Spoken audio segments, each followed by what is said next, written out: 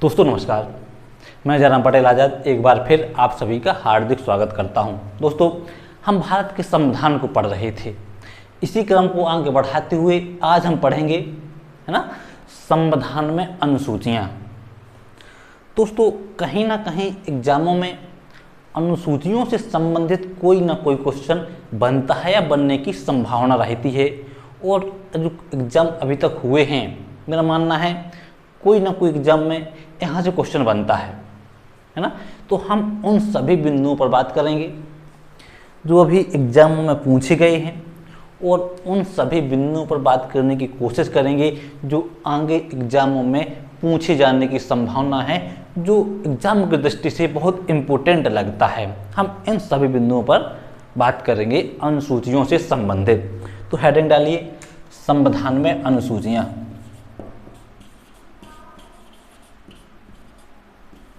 संविधान की अनुसूचियाँ। क्या? संविधान की अनुसूचियाँ। दोस्तों, भारत का संविधान 26 जनवरी 1950 को लागू हुआ। इस दिन क्या हुआ कि भारत के संविधान में 22 भाग, है ना, 395 अनुच्छेद और 8 अनुसूचियाँ शामिल की गई। कितनी शामिल की गई थी दोस्तों? 22 भाग। कितने भाग थे? 22 भाग थे, 395 अनुच्छेद और 8 हमारी अनुसूचियाँ। कितनी अनुसूचियाँ थी? 8 अनुसूचियाँ थीं। दोस्तों, समय की मांग अनुसार हमारे संविधान में संशोधन किया गया और संविधान के भागों में भी बढ़ोतरी की गई, अनुच्छेदों में भी बढ़ोतरी की गई और अनुसूचियों में भी बढ़ोतरी की गई। अगर हम वर्तमान की स्थिति में देखें, है ना, तो खंडों उपखंडों सहित हमारे संविधान में 25 भाग हो गए हैं, 465 आर्टिकल हो गए हैं, है ना, और 12 अनुसूचियाँ हो गई हैं। कितनी अनुसूचियाँ हो गई हैं? 12 अनुसूचियाँ। तो हमें इन्हीं 12 अनुसूचियों को विस्तार से पढ़ना है, एक एक करके पढ़ना है। दोस्तों, मेरा ऐसा मानना है कि जो हमारी अनुसूचियाँ हैं, इस संविधान को व्यवस्थित करने के उद्देश्य से संविधान में जोड़ी गई हैं। जैसे भाग भी हैं, संविधान को व्यवस्थित तरीके से रखा जाए, संविधान में जो कानून है इन्हें व्यवस्थित तरीके से संविधान में उल्लिखित किया जाए, ताकि संविधान को पढ़ने में आसान हो, है ना। ये अपने तरीके से इन्हें 8 अनुसूचियों में रखा गया। इन्हीं अनुसूचियों को हम क्या करेंगे? एक एक करके पढ़ेंगे। तो हेडिंग डालिए, पहली अनुसूची।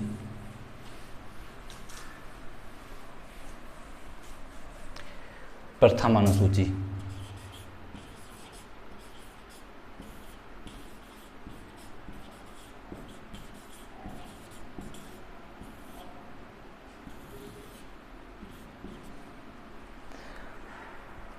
दोस्तों, प्रथम अनुसूची कहती है कि भारत में जितने संघ राज्य क्षेत्र हैं, जितने राज्य हैं, इन राज्यों के नाम एवं उनका न्यायिक क्षेत्र। क्या कहता है? संघ एवं राज्यों के नाम और उनके न्यायिक क्षेत्र।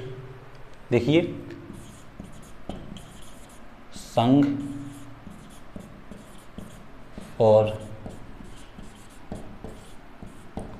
राज्यों के नाम एवं उनके न्यायिक क्षेत्र। क्या कहती है? संघ और राज्यों के नाम एवं उनके न्यायिक क्षेत्र। अर्थात भारत में वर्तमान की बात करें तो 28 राज्य और 8 केंद्र शासित प्रदेश हैं।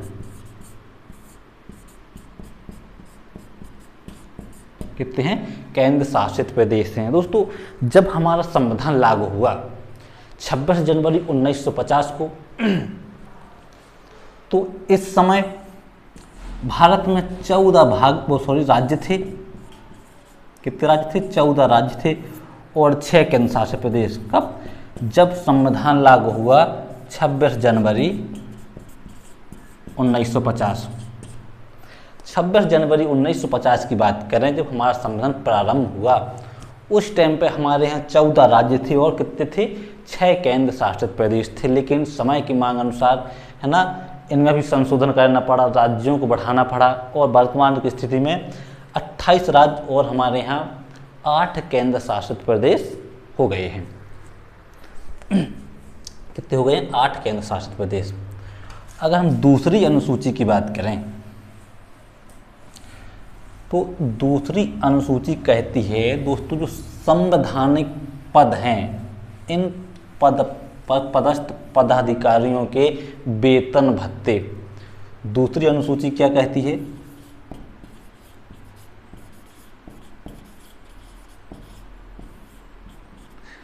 संवैधानिक पदाधिकारियों के वेतन भत्ते।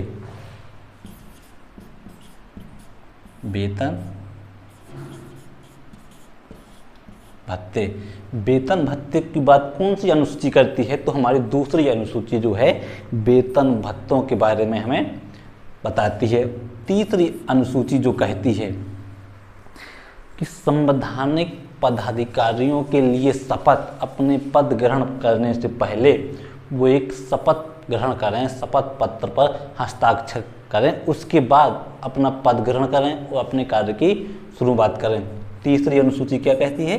शपथ।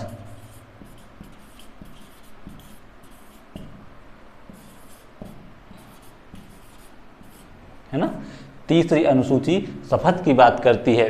संवैधानिक जो पदाधिकारी हैं, ये अपने पद ग्रहण करने से पहले शपथ लेंगे। जो हमारी चौथी अनुसूची है, क्या है? जो हमारी चौथी अनुसूची है, चौथी अनुसूची सबसे महत्वपूर्ण, बहुत एग्जामों में कई बार पूछी गई है। वैसे अनुसूचियां तो सभी महत्वपूर्ण है, लेकिन जो बार बार एग्जामों में पूछी जा रही है वो है हमारी चौथी अनुसूची। चौथी अनुसूची कहती है कि हमारे राज्यसभा में सीटों का आवंटन, राज्यसभा में सदस्यों की संख्या, क्या कहती है? राज्यसभा में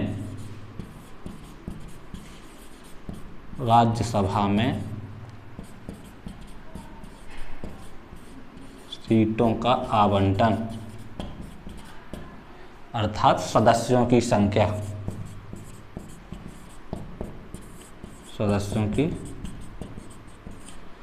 अगर हम दोस्तों राज्यसभा में सदस्यों की संख्या की बात करें तो हमारी जो राज्यसभा है, इसमें सदस्यों की, कुल सदस्यों की संख्या कितनी है? 250 है। राज्यसभा में 250 सदस्य होते हैं, कुल 250 सदस्य हो सकते हैं। अगर वर्तमान में हम सदस्यों की बात कर रहे हैं तो वर्तमान में सदस्य कितने हैं? 245। कितने सदस्य हैं राज्यसभा में वर्तमान में? 245। लेकिन कुल सदस्य कितने हो सकते हैं? वो है 250, है ना। तो ये तो हो गई हमारी चौथी अनुसूची। दोस्तों अगर हम पांचवी अनुसूची की बात करें, पांचवी अनुसूची,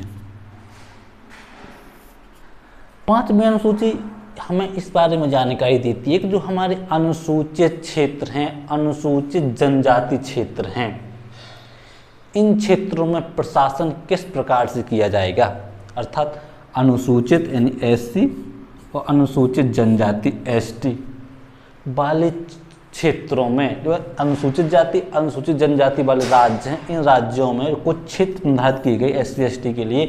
इन क्षेत्रों में प्रशासन किस प्रकार से किया जाएगा, इसकी जानकारी हमें किस अनुसूची मिलती है? पांचवी अनुसूची से मिलती है। यानी एससी एसटी के लिए, है ना, प्रशासन से संबंधित कुछ उपबंध,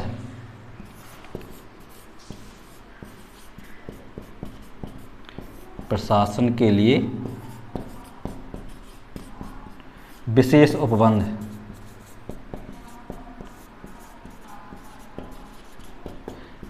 मतलब कि इन्हें कैसे संरक्षण दिया जाए, उससे संबंधित विशेष उपबंध, जो इनका रहन सहन है, इनकी संस्कृति रीति रिवाज है, उसे संरक्षण करने का, है ना, विशेष उपबंध किया जाए, इनके लिए कुछ सीटें आरक्षित की जाए, इन सभी की व्यवस्था किस में की गई है?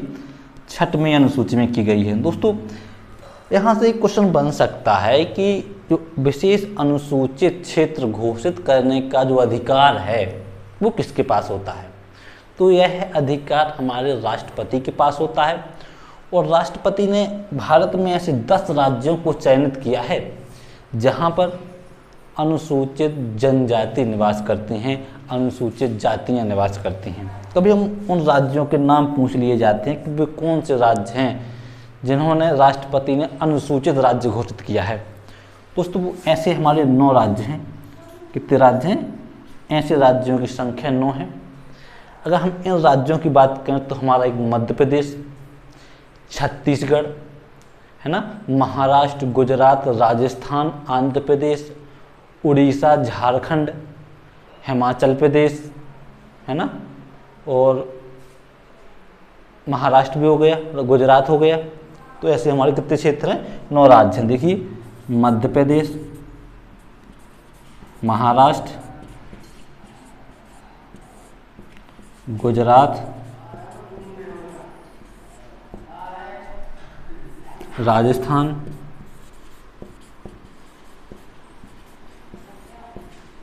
छत्तीसगढ़,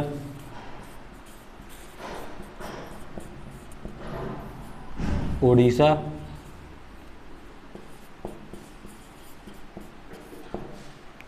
झारखंड, हिमाचल प्रदेश,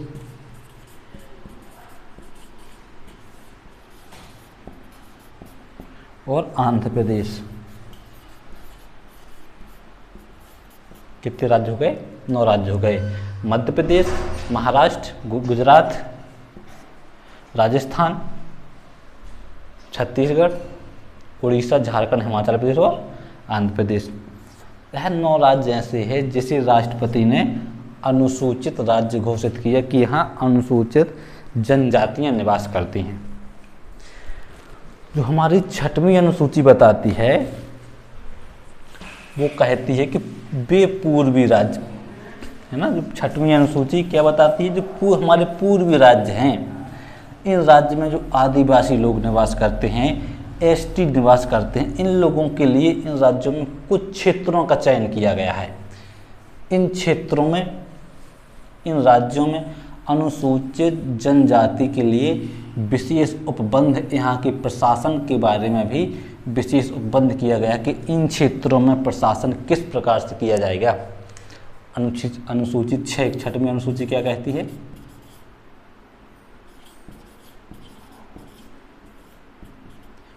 सबसे महत्वपूर्ण अनुसूची दोस्तों, इसमें कहा गया है कि जो पूर्वी राज्य हैं, जैसे हमारा असम, मेघालय, त्रिपुरा, मिजोरम, पश्चिम बंगाल के दार्जिलिंग के जो पहाड़ी क्षेत्र हैं, इन क्षेत्रों में, इन राज्यों के कुछ क्षेत्रों में निवास करने वाले जो हमारी जनजाति है, इन जनजाति के लिए विशेष उपबंध, प्रशासन के लिए विशेष उपबंध।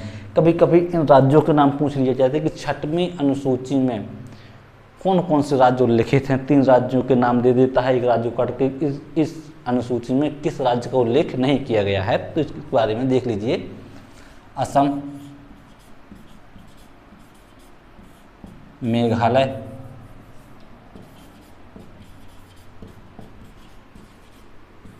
त्रिपुरा और मिजोरम।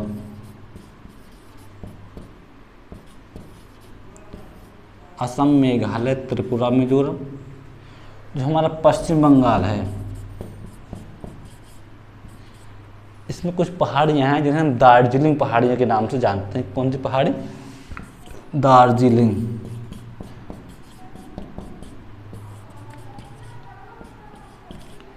इस दार्जिलिंग के इस पहाड़ी क्षेत्र को भी इस अनुसूची में शामिल किया गया है। इन क्षेत्रों में, कौन से क्षेत्रों में? अनुसूचित जनजाति क्षेत्रों में, अनुसूचित जनजाति क्षेत्रों में प्रशासन एवं संरक्षण के बारे में विशेष उपबंध किया गया है। किन क्षेत्रों में? असम, मेघालय, त्रिपुरा, मिजोरम, पश्चिम बंगाल की दार्जिलिंग का पहाड़ी क्षेत्र है, इन क्षेत्रों में भी प्रशासनिक और संरक्षण के क्षेत्र में विशेष उपबंध किया गया है कि यहाँ की जो जनजाति निवास करती है, आदिवासी निवास करते हैं, इन्हें कुछ विशेष दर्जा दिया जाए, कुछ सुख सुविधाएँ दिया जाए, जिससे वो अपनी संस्कृति को आगे बढ़ा सकें, अपनी विचारधारा को आगे बढ़ा सकें, है ना, समाज की मुख्य धारा से जुड़ सकें। इन सभी बातों को ध्यान रखते हुए इन्हें विशेष क्षेत्र का दर्जा दे दिया गया है। तो ये तो थी हमारी 6वीं अनुसूची। और जो हमारी 7वीं अनुसूची कहती है, कौन सी अनुसूची? 7वीं अनुसूची कहती है कि राज्य और संघ के मध्य सूचियों के आधार पर शक्तियों का विभाजन। 7वीं अनुसूची, 7वीं अनुसूची क्या कहती है कि राज्य हुआ, केंद्र शासित प्रदेश हुए, इनके मध्य जो है सूचियों के आधार पर शक्तियों के विभाजन की, शक्तियों के आवंटन की बात करती है। कौन सी? 7वीं अनुसूची। और इस अनुसूची में 3 अनुसूचियों को बताया गया है। कौन सी? एक तो हमारी संघ सूची। दोस्तों, संघ सूची में उन विषयों को रखा गया है जिन पर कानून बनाने का अधिकार सिर्फ किसे है? केंद्र सरकार को है, संघ सरकार को है। और इस अनुसूची में कभी कभी यहाँ से इसमें कितने विषय शामिल किए गए हैं, जब हमारा संविधान लागू हुआ, मूल संविधान में इस अनुसूची में कितने विषय शामिल किए गए थे, यहाँ से भी क्वेश्चन पूछ लिया जाता है।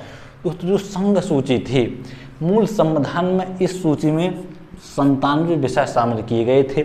समय की मांग अनुसार इन्हें बढ़ाकर कितना कर दिया गया? 100 कर दिया गया। अगर हम राज्य सूची की बात करें, इसकी बात करें राज्य सूची की बात, तो राज्य सूची में उन विषयों को रखा गया जिन पर कानून बनाने का अधिकार किसका है? सिर्फ राज्य सरकार को दिया जाता है। जिस पर कानून कौन बना सकता है? सिर्फ राज्य कानून बना सकता है। और जब हमारा संविधान लागू हुआ तो इस समय अर्थात मूल संविधान में इस अनुसूची में 66 विषय शामिल किए गए, लेकिन समय के अनुसार इन्हें भी परिवर्तित किया गया और इनमें कुछ सब्जेक्ट को घटा दिया गया, है ना। कुछ ऐसे सब्जेक्ट थे जिन्हें राज्यों से उन्हें छीनना पड़ा, क्योंकि राज्य उनका कहीं ना कहीं दुरुपयोग करने लगे थे, उस शक्तियों का राज्य दुरुपयोग करने लगे थे, तो केंद्र ने उसे अपने अधिकार क्षेत्र में ले लिया। समावर्ती सूची, कौन सी सूची? समावर्ती सूची। समावर्ती सूची से तात्पर्य है कुछ विषय ऐसे हैं जिन पर कानून राज्य बना सकता है और केंद्र भी बना सकता है। ऐसे विषयों को किस में रखा गया? समावर्ती सूची में रखा गया, जिन पर कानून राज्य भी बना सकता है और केंद्र भी बना सकता है। अगर हम इनमें मूल संविधान की बात करें कि जब हमारा संविधान लागू हुआ तो इनमें कितने विषय थे? दोस्तों, इसमें 47 विषय शामिल किए गए थे। कितने विषय शामिल किए गए थे? 47। समय के अनुसार इनमें भी परिवर्तन किए गए, बढ़ा के 52 विषय के कर दिए गए। यह वर्तमान और यह है मूल संविधान में। तो क्वेश्चन बने कि संघ सूची में कितने विषय हैं? तो 100 विषय। राज्य सूची में वर्तमान में कितने विषय हैं? तो 61 विषय। समावर्ती सूची में कितने विषय हैं? तो 52 विषय। अगर मूल संविधान की बात करें कि संघ सूची में मूल संविधान में कितने विषय? तो 97 सब्जेक्ट। और राज्य सूची में मूल संविधान की बात करें तो 66, और समावर्ती सूची की बात करें तो कितने विषय थे? 47 सब्जेक्ट थे जो संविधान में शामिल किए गए थे, है ना। इसी क्रम को आगे बढ़ाते हुए अब हम पढ़ेंगे 8वीं अनुसूची। 8वीं अनुसूची हमारे भाषाओं से संबंधित है कि भारत में कितनी भाषाएं हैं, कितनी भाषाओं को संविधान में रखा गया, है ना। कहते हैं हमारा देश विविधता से भरा हुआ देश है ना। यहाँ पर कई प्रकार के संघ समुदाय निवास करते हैं, जिनका रहन सहन, है ना, बोल चाल, सबका तरीका क्या क्या है? अलग तरीका है। और हमारा संविधान तो ऐसा है जिन्हें सभी को साथ लेकर चलना है, तो उन्हें कुछ समानता के आधार पर भाषाओं को संवैधानिक दर्जा दिया गया। और इसे हमारे संविधान में 8वीं अनुसूची में रखा गया। हेडिंग डाली 8वीं अनुसूची। कौन सी अनुसूची? 8वीं अनुसूची। 8वीं अनुसूची किसकी व्याख्या करता है? भाषाओं के बारे में जानकारी देती है। दोस्तों, जब हमारा संविधान बन रहा था 1947 के आसपास, 46 के आसपास, तो इस समय हमारे देश की 85% से अधिक आबादी लगभग 14 भाषाओं का प्रयोग करती थी, 14 भाषाओं को बोलती थी, है ना। तो संविधान सभा के संविधान निर्माताओं ने इन भाषाओं को संविधान की एक अनुसूची में रखा और अनुसूची का नाम है 8वीं अनुसूची। तो वो कितनी भाषाएं थी? वो 14 भाषाएं थी। मूल संविधान में कितनी भाषाओं को जोड़ा गया? 14 भाषाओं को जोड़ा गया।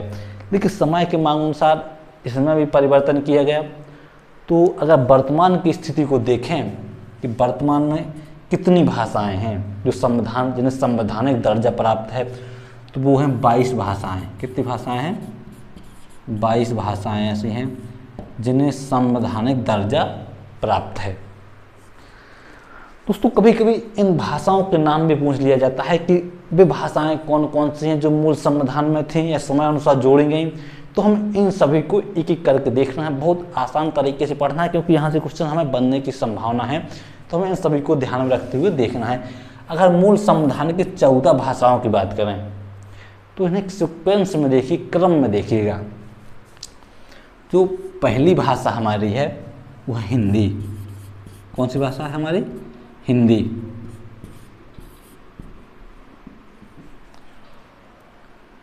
दूसरी मलयालम।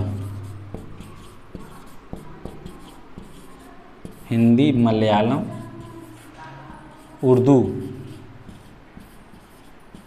चौथी भाषा बंगाली। 5वीं भाषा मराठी। कौन सी भाषा है? मराठी। 6वीं भाषा है तमिल।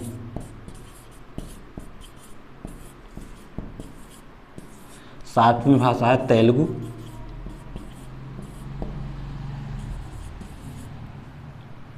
8वीं भाषा है उड़िया।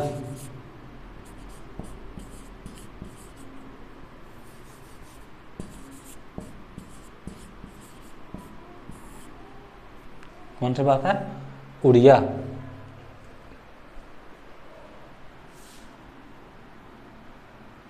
और जो हमारी 9वीं भाषा है कन्नड़।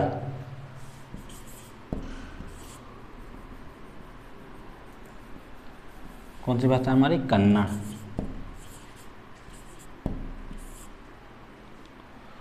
कन्नड़, है ना।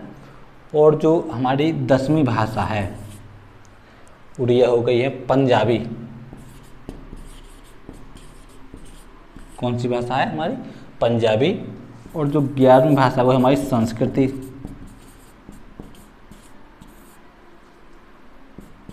बारहवीं भाषा है गुजराती।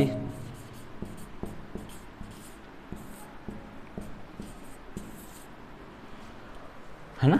13वीं भाषा है हमारी कश्मीरी।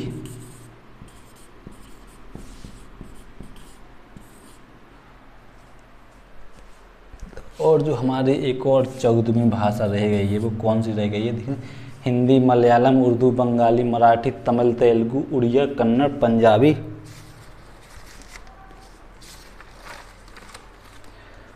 पंजाबी, संस्कृति, गुजराती, कश्मीरी, मराठी। मराठी तो हो गया है ना।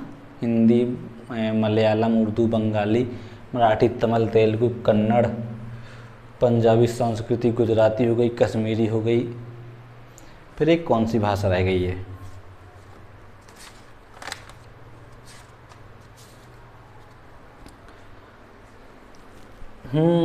असमिया भाषा रह गई। 14वीं हमारी असमिया। कौन सी भाषा है? असमिया। फिर से मिलाइए, हिंदी, मलयालम, उर्दू, बंगाली, मराठी, तमिल, तेलुगु, उड़िया, कन्नड़, पंजाबी, संस्कृति, गुजराती, कश्मीरी और मराठी। ये हमारी 14 भाषाएं थी जो हमारे संविधान में उल्लिखित की गई थी, है ना।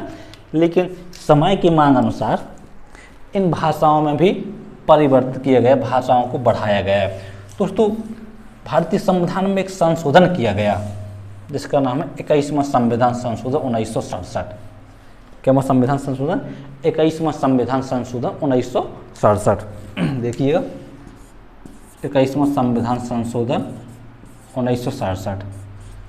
दोस्तों इसमें क्या हुआ कि संविधान की जो 8वीं अनुसूची थी इसमें एक भाषा जोड़ दी गई। कौन सी? सिंधी। इसमें सिंधी भाषा जोड़ दी गई। लेकिन संविधान में 71वें संविधान संशोधन 1992 के तहत, किसके तहत? 92 के तहत संविधान में 3 और भाषाएं जोड़ दी गई। कौन कौन सी थी वो भाषाएं? कोंकण, है ना, कोंकण,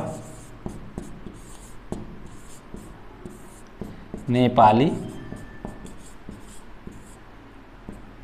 और कोंकण, नेपाली,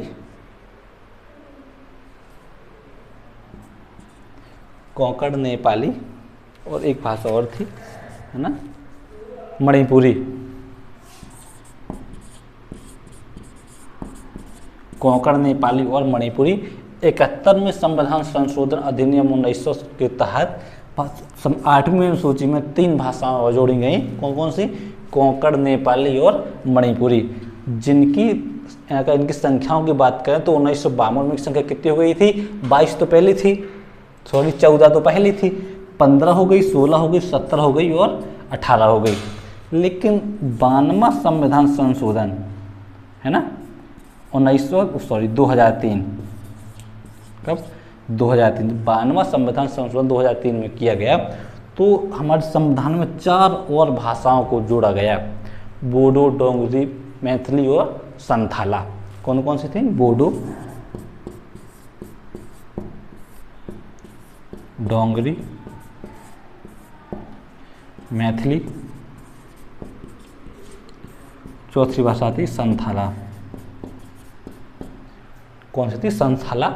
तो इन भाषाओं को जोड़कर अगर हम इसे 15वीं भाषा का दर्जा दे दें, है ना, 16वीं, 17वीं, 18वीं, 19वीं, 20वीं, 21वीं और 22वीं, तो ऐसे सब भाषाओं सहित हमारे संविधान में भाषाओं की संख्या कितनी हो गई?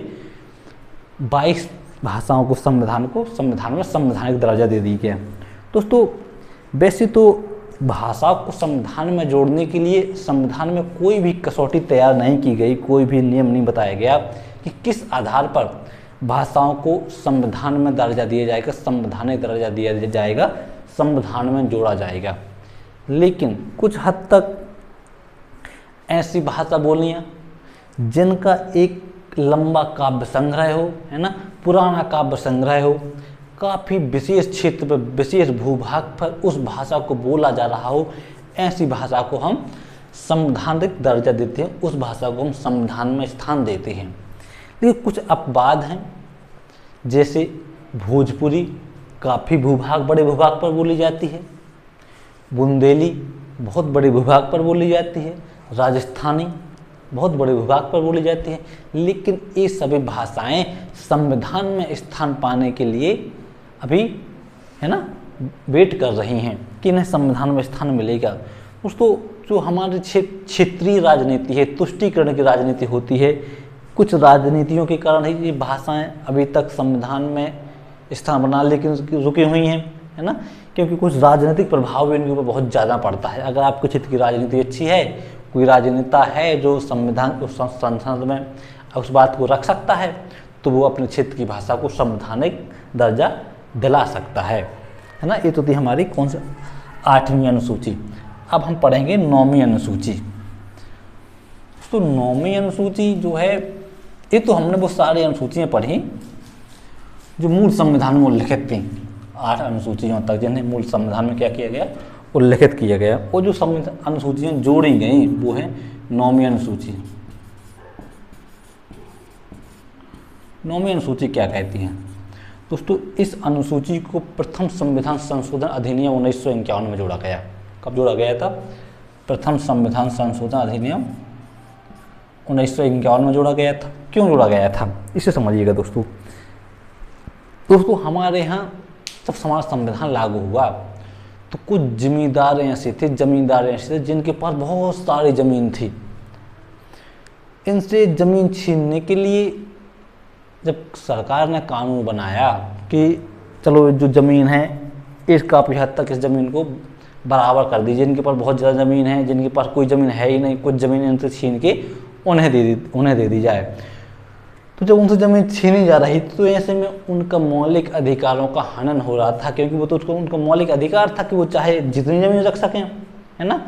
तो वो कोर्ट पहुँच जाते तो वो कोर्ट पर इस पर रोक लगानी पड़ती कि नहीं, जो आपने कानून बनाया ज़मीन छीनने का, ये आप किसी की ज़मीन नहीं छीन सकते।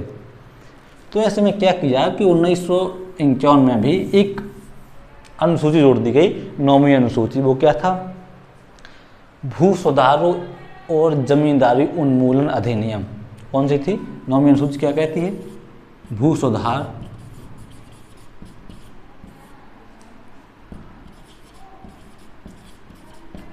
जमींदारी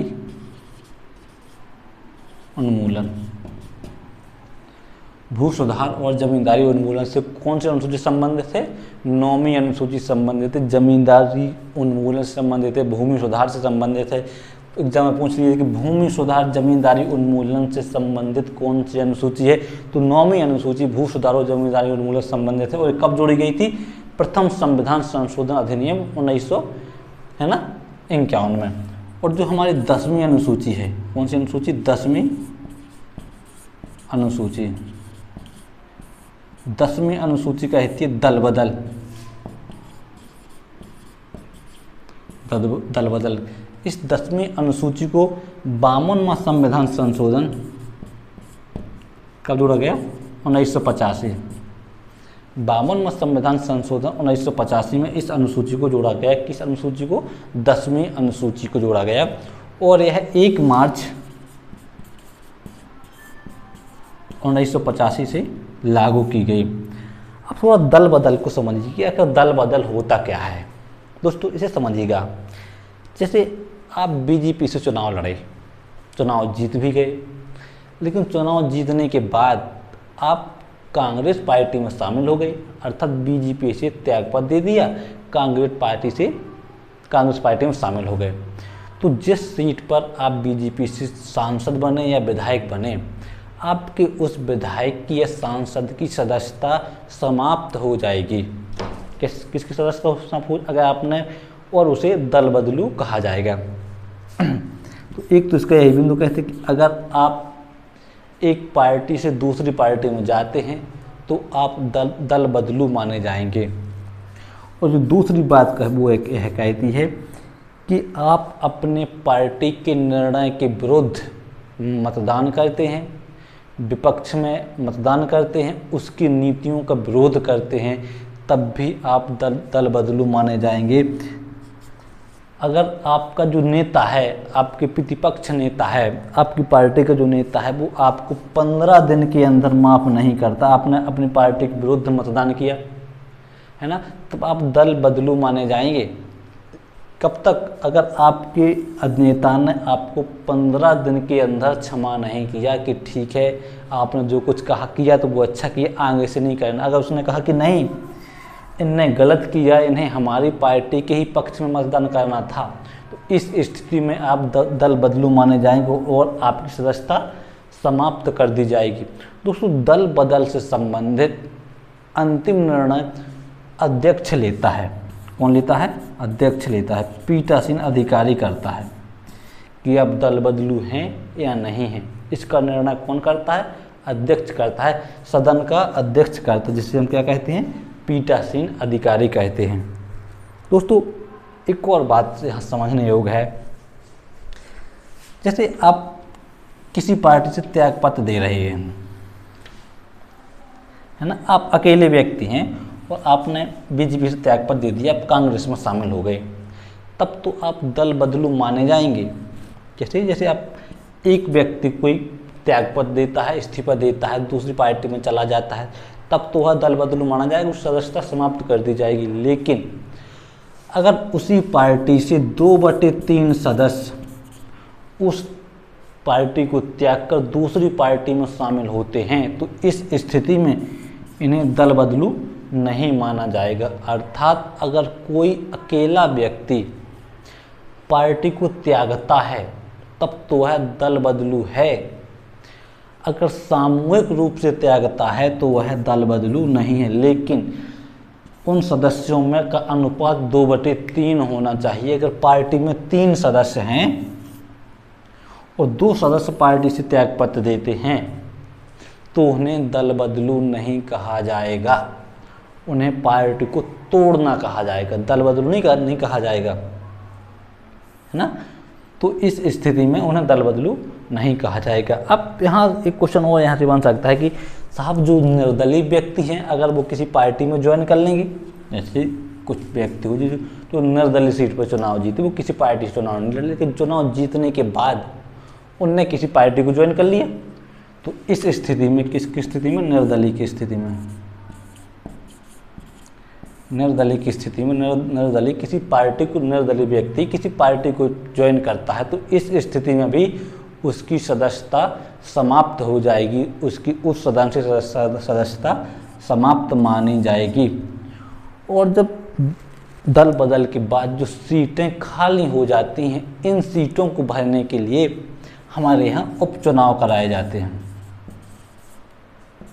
क्या कराए जाते हैं? उपचुनाव। उन सीटों पर उपचुनाव कराए जाते हैं जो दल बदल के आधार पर सीटें खाली हो जाते हैं। उन सीटों पर जो चुनाव कराए जाते हैं, इन चुनाव को क्या कहते हैं? उपचुनाव कराए जाते हैं, उपचुनाव कहते हैं। और दोस्तों जो पीठासीन अधिकारी होता है ना, यह दल बदलू है या नहीं, इसका निर्णय तो कौन करता है? पीठासीन अधिकारी करता है, लोकसभा अध्यक्ष करता है। लेकिन इसके निर्णय को संविधान में चुनौती दी जा सकती है ना। हम चाहें कि यह इसने जो निर्णय लिया वो सही है या गलत है, इसे हम सुप्रीम कोर्ट में चुनौती दे सकते हैं। किसे दे सकते हैं? सुप्रीम कोर्ट में चुनौती दे सकते हैं। ये तो ये हमारी 10वीं अनुसूची। अब जो 11वीं अनुसूची है, 11वीं अनुसूची और 12वीं अनुसूची। 11वीं अनुसूची भारत के संविधान में है ना, कब जोड़ी गई? अगर हम इसकी बात करें दोस्तों, 71वां संविधान संशोधन अधिनियम 1992 कब जोड़ी गई? 12वीं अनुसूची 73वां संविधान संशोधन अधिनियम 1992। 73वां संविधान संशोधन अधिनियम 1992। 73वां संविधान अधिनियम 1992 में 11वीं अनुसूची को जोड़ा गया और यह अनुसूची पंचायती राज्य की व्याख्या करती है। किसकी? पंचायती राज्य की व्याख्या करती है। कौन सी अनुसूची? 11वीं अनुसूची। और इससे संबंधित इसमें 29 विषयों को रखा गया। कितने विषयों को रखा गया? 29 विषयों को 11वीं अनुसूची में। पंचायती राज्य से संबंधित है हमारी 11वीं अनुसूची। इसे भारतीय संविधान में 73वें संविधान संशोधन अधिनियम 1992 में जोड़ा गया और इस अनुसूची में 29 विषय शामिल किए गए। और जो हमारी 12वीं अनुसूची है, ये 74वां संविधान संशोधन अधिनियम 73वां संविधान संशोधन अधिनियम, हाँ 74वां संविधान संशोधन अधिनियम 1992 में जोड़ा गया। वह नगर पालिका से संबंधित है। किससे संबंधित है? नगर पालिका। जो हमारी 12वीं अनुसूची है यह नगर पालिका से संबंधित है। 74वां संविधान संशोधन अधिनियम 1992 में जोड़ा गया। अगर हम इस अनुसूची में विषयों की बात करें कि जो हमारी 12वीं अनुसूची है, इस विषयों में कितने सब विषयों को शामिल किया गया है, तो उनकी संख्या कितनी? 18 विषयों को इस अनुसूची में शामिल किया गया है ना। ये तो हुई हमारी सारी अनुसूचियाँ, 12 अनुसूचियाँ जो हमने पढ़ी है ना। अब थोड़ी इन्हें एक बार फिर से देख लीजिए कि हमारी प्रथम अनुसूची क्या कहती है। हमारी जो प्रथम अनुसूची कहती है वो कहती है संघ और राज्यों के नाम, उनके न्यायिक क्षेत्रों की बात करती है। इसमें 28 राज्य वर्तमान में और 8 केंद्र शासित प्रदेश हैं। जो हमारी दूसरी अनुसूची कहती है वो कहती है कि जो संवैधानिक पदाधिकारी हैं इनके वेतन भत्ते क्या होंगे, है ना, उनकी बात व्याख्या कौन करता है, हमारी दूसरी अनुसूची। और जो तीसरी अनुसूची है वो कहती है शपथ। संवैधानिक पदाधिकारी अपना पद ग्रहण करने से पहले शपथ लेंगे तीसरी अनुसूची के अनुसार। जो हमारी चौथी अनुसूची है वो राज्यसभा में सीटों की व्याख्या करता है। पांचवी अनुसूची अनुसूचित जाति एवं जनजाति राज्यों के वाले क्षेत्रों में विशेष उपबंध की बात करती है। छठवीं अनुसूची कहती है असम, मेघालय, त्रिपुरा, मिजोरम, पश्चिम बंगाल के जो दार्जिलिंग के पहाड़ी क्षेत्र में हैं, इन क्षेत्रों में जो जनजाति क्षेत्र हैं इनके बारे में विशेष उपबंध की बात करती है। सातवीं अनुसूची है ना, संघ और राज्यों के मध्य शक्तियों की विभाजन की बात करती है सूचियों के आधार पर, जिसमें संघ सूची, राज्य सूची, समावर्ती सूची। अगर हम आठवीं अनुसूची की बात करें तो भाषाओं की बात करती है ना, जिसमें मूल संविधान में 14 भाषाएं थी, वर्तमान में इसमें 22 भाषाएं बढ़ा दी गई हैं, है ना, जोड़ दी गई हैं। तो भाषाओं की संख्या कितनी हो गई है, 22 संख्या हो गई है। अगर हम नौवीं भाषा अनुसूची की बात करें तो जमींदारी उन्मूलन, भू सुधारों से संबंधित नौवीं अनुसूची। 10वीं अनुसूची दल बदल से संबंधित है ना, जो 52वां संविधान संशोधन 1985 में जोड़ा गया, इसे 1 मार्च 1985 से लागू किया गया, है ना। और जो हमारी 11वीं अनुसूची है, 11वीं अनुसूची पंचायती राज्य की व्याख्या करता है। 73वां संविधान संशोधन थे 1992। जो हमारी 12वीं अनुसूची है ना, यह नगर पालिका की बात करता है। 74वां संविधान संशोधन अधिनियम 1992। तो ये हमारी कितनी अनुसूचियाँ हुई, सारी अनुसूचियाँ हुई, जिसे हमने डिटेल में पढ़ा है। नमस्कार।